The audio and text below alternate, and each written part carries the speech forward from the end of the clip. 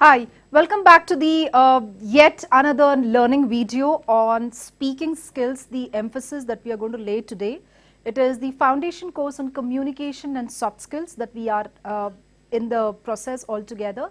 So today it's a special program because we are towards the end or towards the segment of that part of communication and soft skills training or knowledge transfer, where this is going to be heavily influencing and beneficial for all of you. So today it is specific segment of interview skills. We started interview skills like last week just to understand what is interview as a process, who is an interviewer, who is an interviewee, the entire discussion that went along, what are the do's and don'ts, what is that you're supposed to keep in mind. So today the special emphasis is on three most important segments under interview, and this is something we all have to experience some point in time.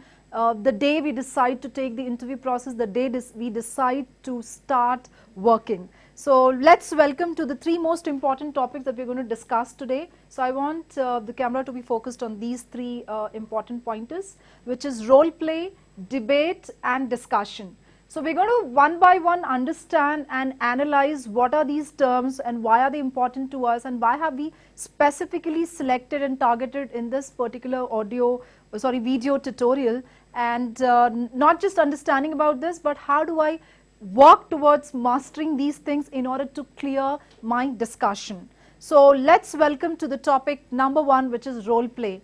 So we all do experience a phase where you're supposed to play a role about either a speaker or as a listener, or you're supposed to talk on a topic which has been given to you, and this can happen impromptu or this can be given like well in advance. When I say impromptu, I want you guys to make a note of this word.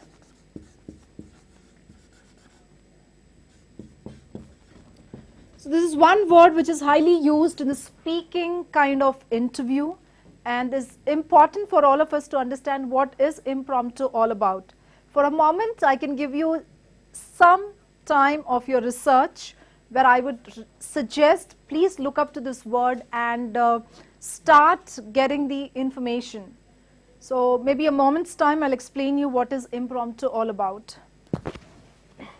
So impromptu is nothing but speaking off the cuff, speaking at the moment, speaking to the point and to the moment. So a topic which has been given to you, and many instances in the interview process where you've been asked to talk impromptu, that is no specific time of preparation is being allocated, no specific time to really plan and rehearse what you're supposed to talk on is being permitted. So please bear in mind, impromptu is nothing but talking off the cuff, talking given at that particular given moment. So maybe 30 seconds of time or less than a minute is allocated at times to collate your thoughts and be there.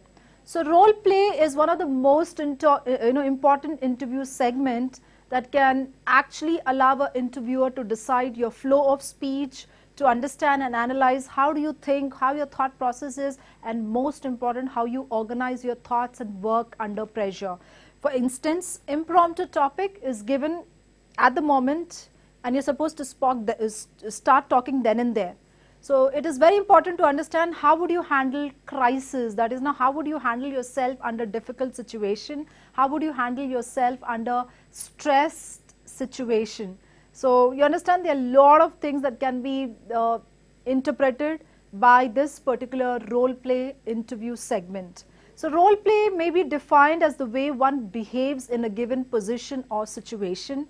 So it is important that I analyze the fact that I have been judged, I've been interpreted, and I've been graded for that particular moment when the time is being allocated to speak and talk about a given topic. So role playing as the changing of one's behavior to fulfill a social role. So that's what your Oxford Dictionary talks about it. So I repeat, role playing is nothing but as a changing of one's behavior to fulfill a social role. So the social role could be to be a speaker for a moment in the interview process, and that's how you can allow the person to gauge you or grade you. So value of role play is simple: adopting simulation technique to solve the problems, understanding adequate awareness, and understanding feeling and opinion of others, developing your interpersonal skills to encourage thinking and creativity. So what happens in this particular situation, that is impromptu speaking, you've been asked to speak then and there off the cuff, and over here your thinking, your creativity, your problem solving skills can be displayed variedly. So next time when you are in the process of getting your interview rehearsed and you're planning to really rehearse and practice your interview, ensure that you imbibe or get this impromptu role plays in your practice sessions as well. So basically your problem solving skills are being displayed through the role play technique, and a lot of interviews for different roles have this as one of the most important criteria to either shortlist you or to reject an individual.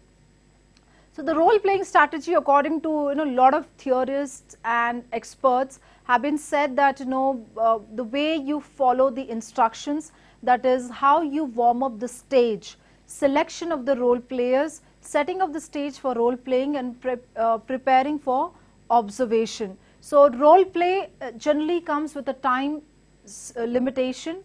So either you're supposed to speak for about a moment or two, or you're supposed to speak for about whatever that given time. How you stage and how you actually warm up the stage plays a very important role.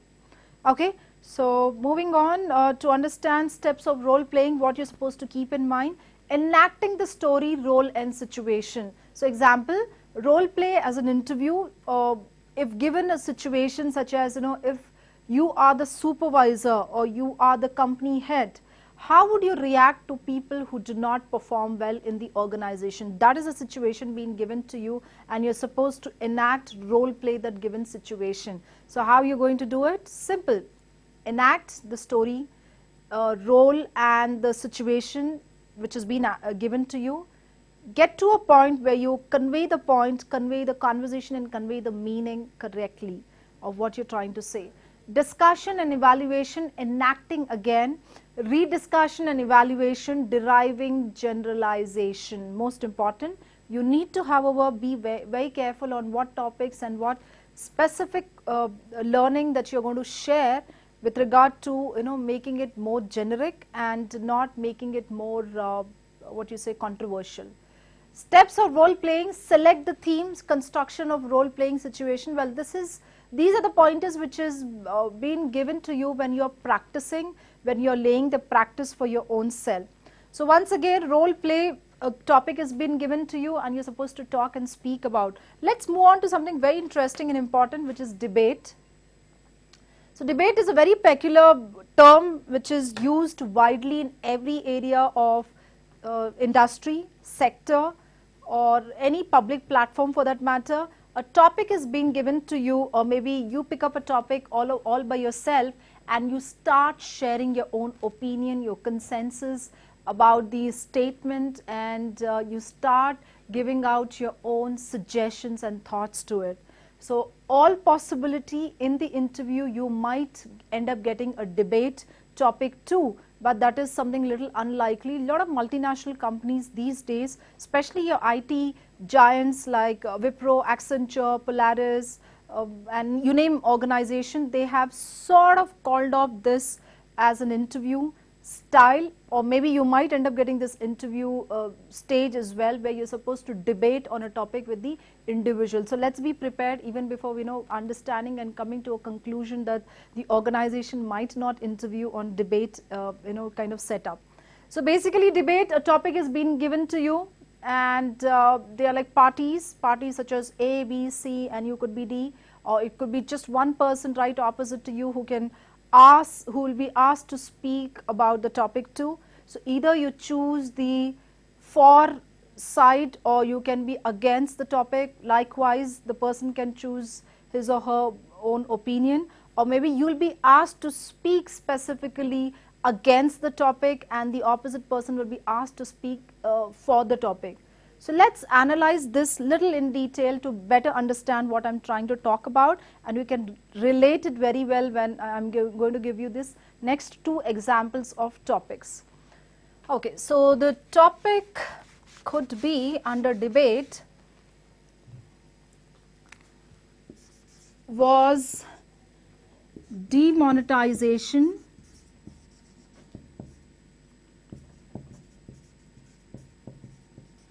the best decision by the present government,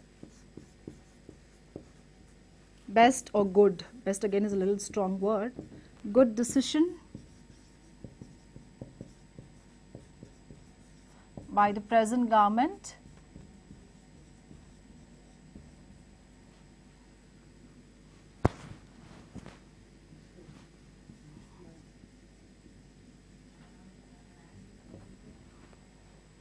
Okay, so I'm just like cutting it short. Maybe I'll repeat this for you for the better understanding.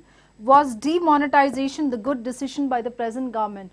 If a topic of this kind is being given to you in debate, what could your responses be?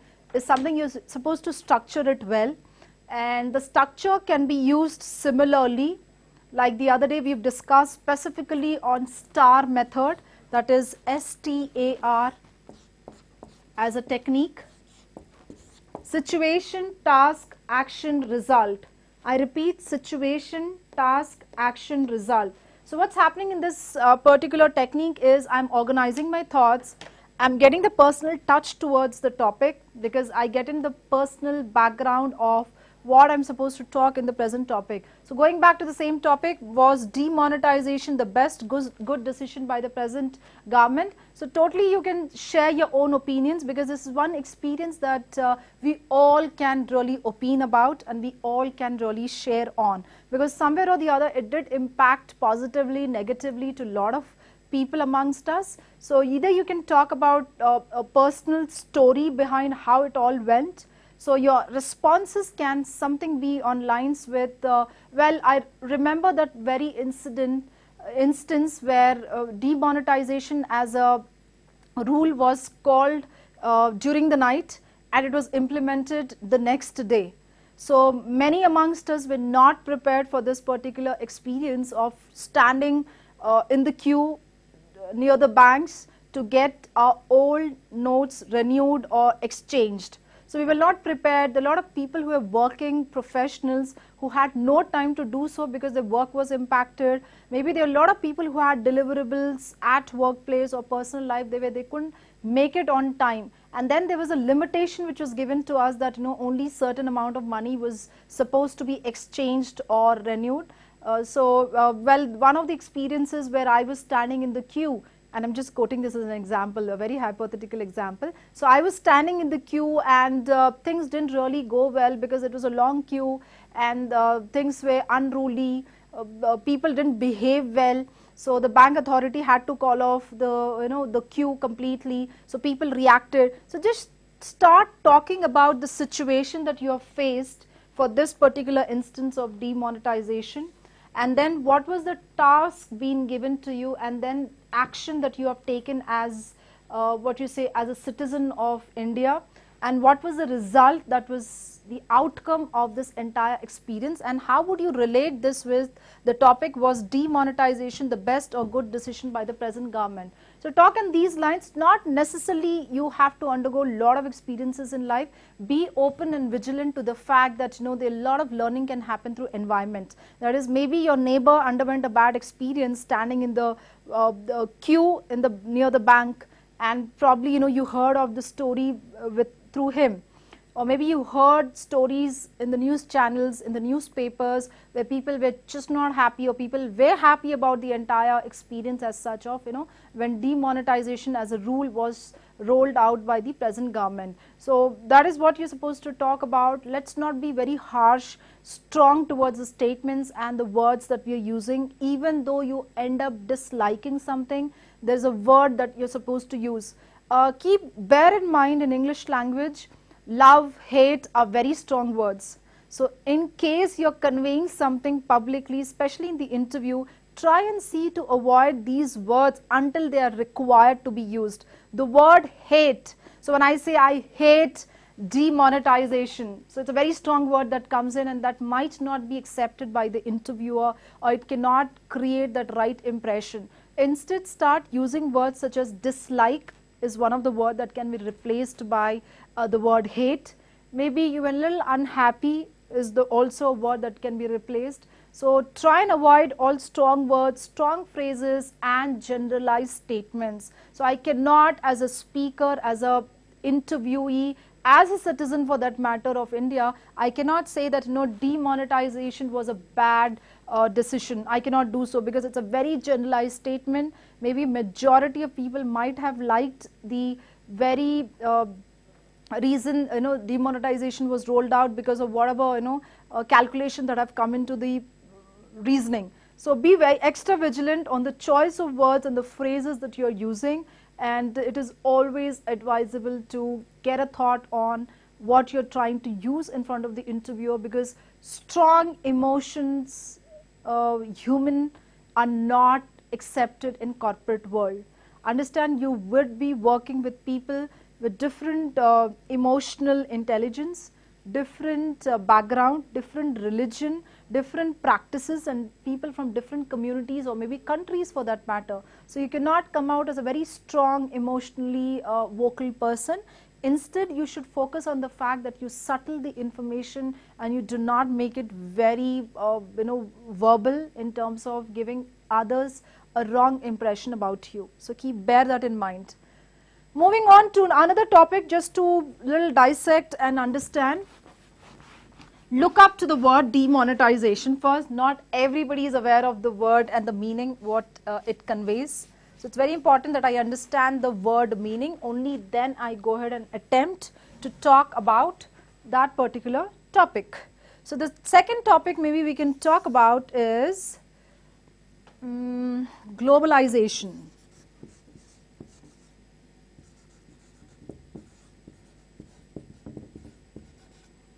Okay, globalization, its advantages and disadvantages.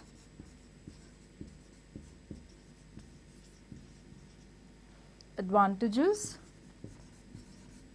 and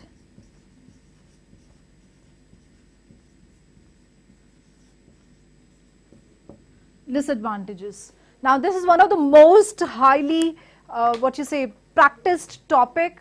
Even when you look up on Google to type and check what are the interview asked questions on debate, group discussion, this is one of the most important topic which has been given and shared. So globalization is a term which has been widely used nowadays, and thanks to globalization that I'm able to work in certain multinational companies here in India which had their presence only in USA.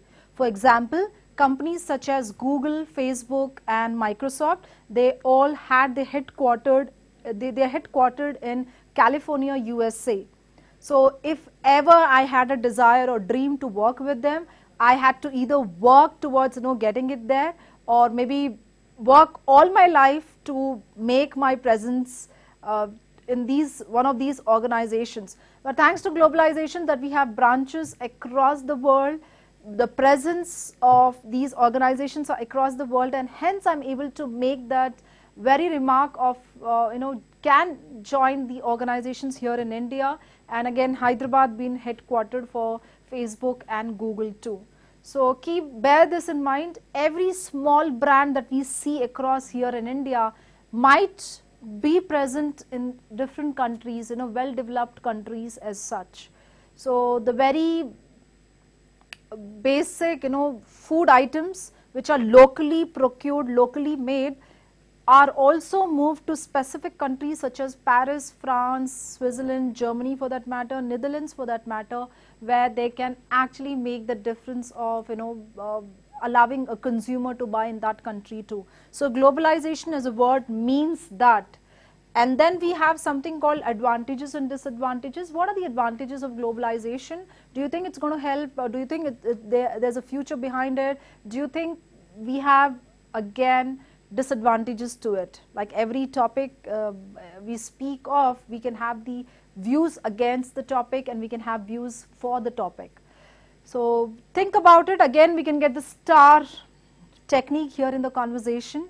Like I said, thanks to globalization that I'm able to work in certain IT organizations which never had presence here, but only started in USA, and they were there primarily.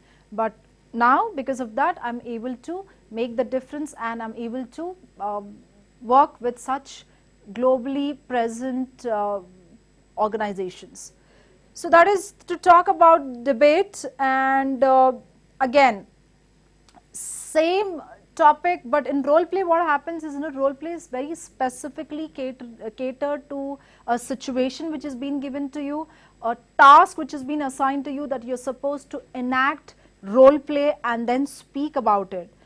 Debate, you're supposed to talk about the opinions, you're supposed to talk about your suggestions or your positive opinions about the what you say, the topic, or maybe you're talking against the topic, anything for that matter. So keep in mind that debate, a topic is being given, you either speak against it or you speak for it. So that's something I have to keep reminding myself. So coming to the other topics just to relate under debate are topics such as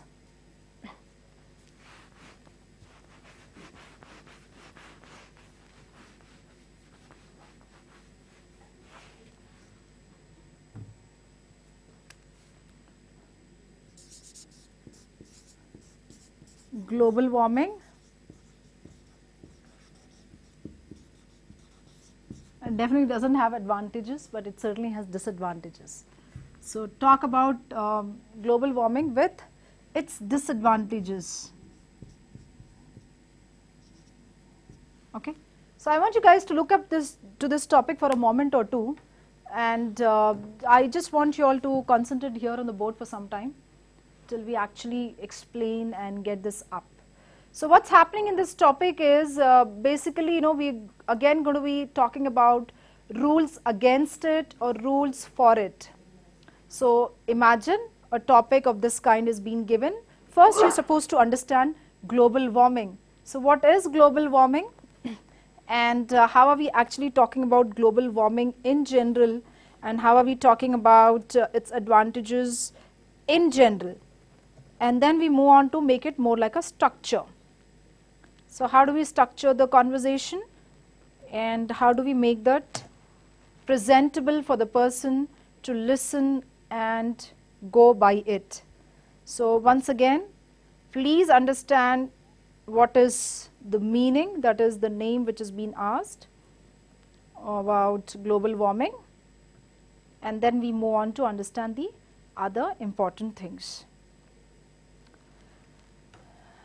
Okay, so debate in general, if I have to describe, it is formal type of argumentation, that is an intelligent exchange of points between the affirmative and negative sides. So we are talking about the positive and the negative sides about a topic.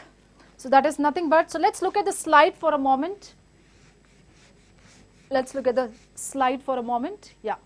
So debate is the formal type of argumentation, intelligent exchange of points between the affirmative and negative sides. So there's always a positive connotation to a debate and a negative side as well. Taking the same example, let's take the example on either globalization or demonetization for that matter. So what's happening? We are talking about the positive, that is, if in case you had a positive experience about this entire situation, or if you underwent any such episode or experience of a kind which was not good, which was ugly, then we talk about the negative experiences in this particular situation. So this is one of the most interviewed type which has been asked in almost every round, not every round, but one of the interview round of the discussion. So there are a lot of types of debates as well, but most important to keep in mind is, basic ones such as the Lincoln and Douglas. So this is one of the most highly used debate type, which is, it's a kind of debate where there is only one speaker in the side of the affirmative as well as in the side of the negative opinions too. So what happens is, in a debate then is followed by a negative speaker. So as a speaker, it's Lincoln and Douglas style, one of the known or looked upon styles of speaking in debate. where you only talk about positivity about this particular topic, and then we have a speaker who will talk everything which has been said by you or everything negative about the topic. So ensure that the information that you're giving out is right, correct, with its facts and statistics.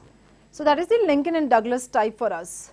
And then to understand different other styles, all we have to do is follow the very reason of debate preposition. That is, what do I keep in mind?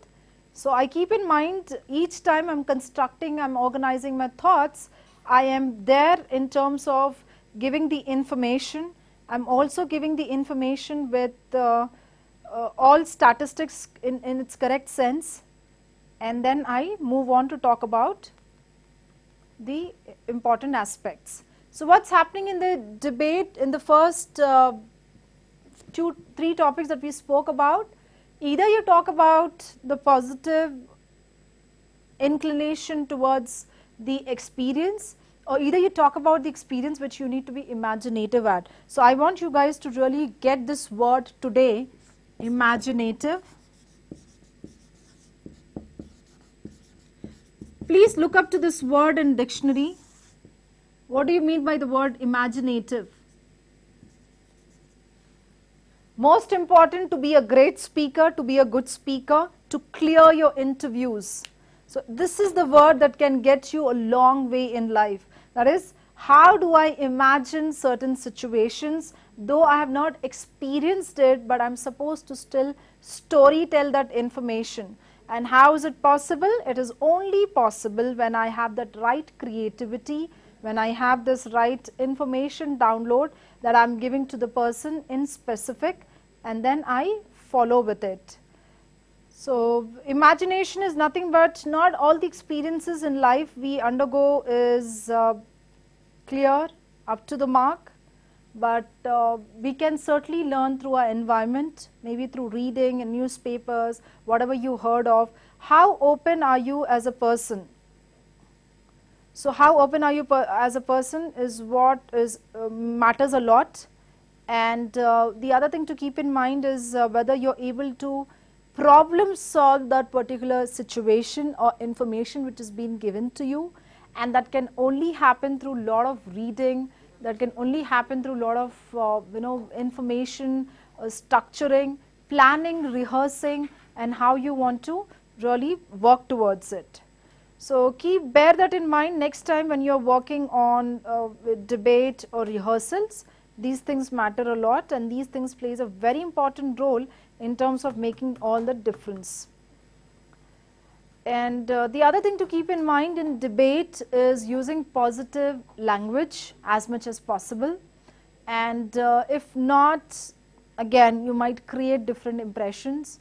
You might not be able to have that first best impression that can be laid out in front of the interviewer.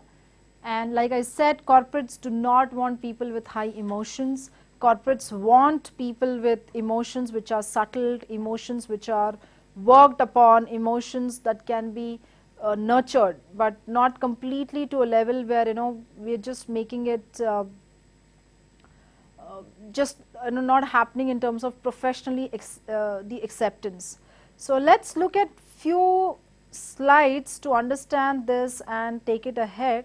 So few information, some information to keep in mind is, let's look at the slide. Academically beneficial, papers and essay writing, recitations, extracurricular activities. So these can be asked in your debates.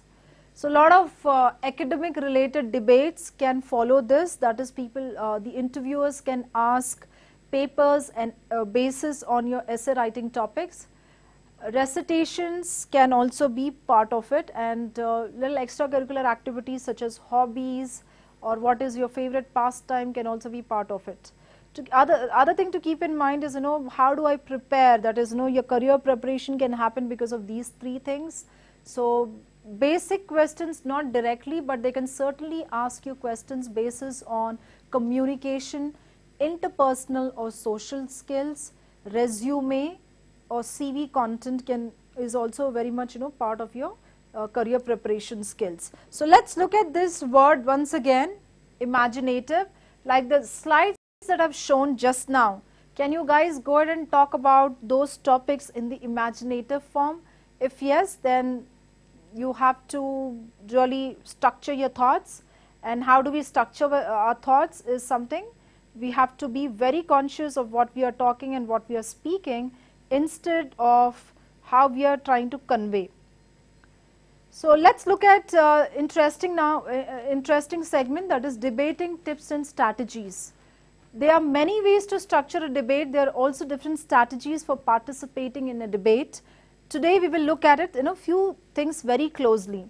So what do I keep in mind? Debate as a terminology. Well, the word debate has a formal contest in which the affirmative and the negative sides of a proposition are advocated by opposing speakers. So either you speak against a topic or you speak for the topic is what we will be focusing on. Affirmative, expressing agreement or concern with the proposition. So there's nothing called positive side of a topic, but this is the word to be used, that is affirmative and negative. So affirmative is nothing but the positive side of a argument. So this is positive, and then negative is something we talk against the topic. So negative is refusing the consent or to the proposal, that is a topic which has been given to you. Argument, an address or composition intended to convince or persuade or persuasive discourse. So let's look at the slide quickly for a moment or two to understand these terms, and it's very important that we understand this in order to perform well in the interview. So let's keep this in mind.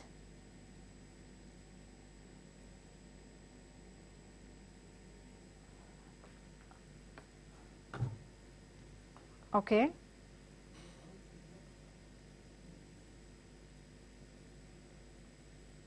Now let's look at the do's and don'ts of the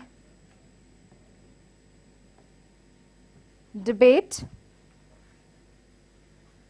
So don't let your emotions get the better of you, that is, don't be high on emotions.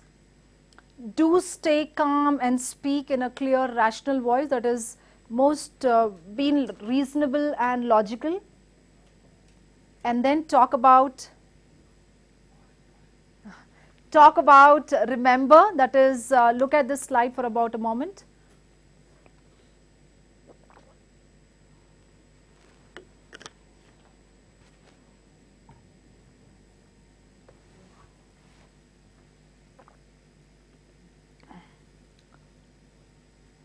Okay, so let's move on to the next slide. Something very important to keep in mind, the first speaker in a debate must make sure that the resolution being debated is clearly stated and defined. Don't sidetrack your opponents with irrelevant points, stay on topic. So I want your attention here, let me explain you this topic in detail. So each time you're being given this topic to speak about, I want the attention of the camera on me. Okay, so look at this. So each time a topic is being allocated to you, ensure if you are the first speaker, you clearly convey the topic importance, what is that you're going to talk about, what is the topic all about. And then comes your next important point, that is respect the speakers who are in the group. So you cannot disrespect the speakers and let it go in terms of sidetracking them and not showing the due regards to the people who are part of this discussion or conversation. So please ensure that we follow this as a little standard rule, and eventually you'll be respected. And understand, each time you take this opportunity to speak in a debate as the first speaker or the person who's initiating the conversation, you'll be given certain bonus points. So when I say bonus point, doesn't mean that you'll be given a direct bonus, but certainly you have created that right impression in front of the audience, that is the interviewer. So don't attack your opponents, do stick to your planned researched arguments, that is little planning and rehearsing that you have done. Tips, so mind map. in case a topic has been given, start mind mapping it, get terminologies and start speaking through these terminologies. Speak to the audience and the moderator, that is how would you make it more personalized. So do thoroughly research your topic and position. The best start to squashing a rebuttal is a well-researched, well-designed presentation. Don't simply state facts. This is the path to being a dull speaker. So always keep this in mind. Just don't state away, give out the facts. Instead, apply those facts in the conversation that you're trying to convey. So this is the path to being a dull speaker. Not stating sources of not backing up statements can lead to heavy rebuttal from the opponents. So get these words very clear.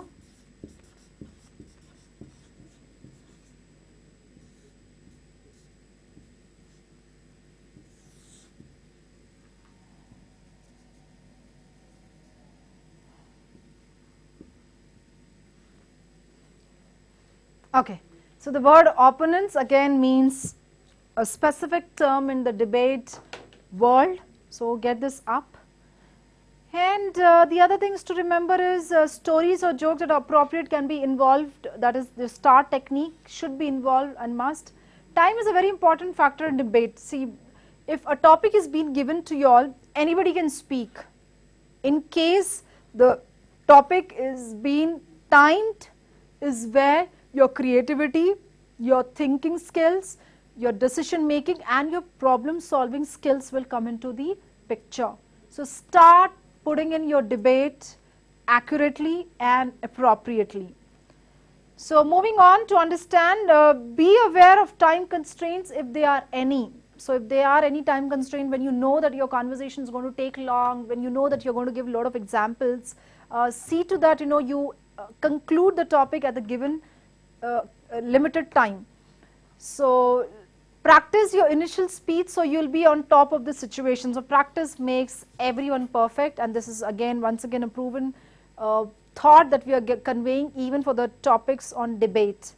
Know what it feels like to speak for the allotted length of the time. Speaking too much is also little not so acceptable, but speaking less is also not acceptable.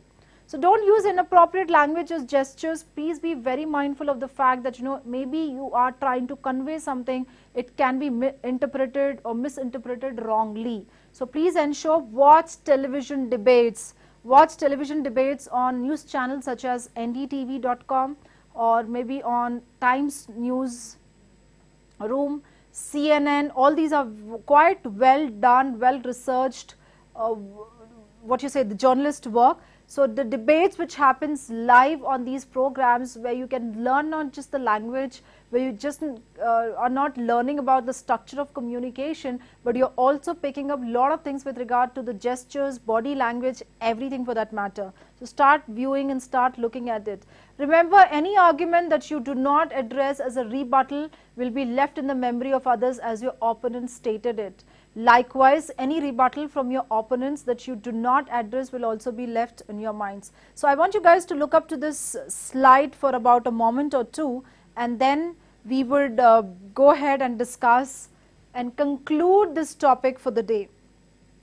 And then we will be focusing on the last stage of our speaking skills 2 under interview discussion. So, yeah. This brings to the end of our video on speaking skills 2 with the emphasis on role play and debate. In the next video tutorial, we will discuss about group discussion extensively, and we can take it from there. Thank you for watching. Anything specific that you are looking out for, please ensure that you can certainly write in a message, and we will be happy to help you on this. Thank you for watching again. Thank you.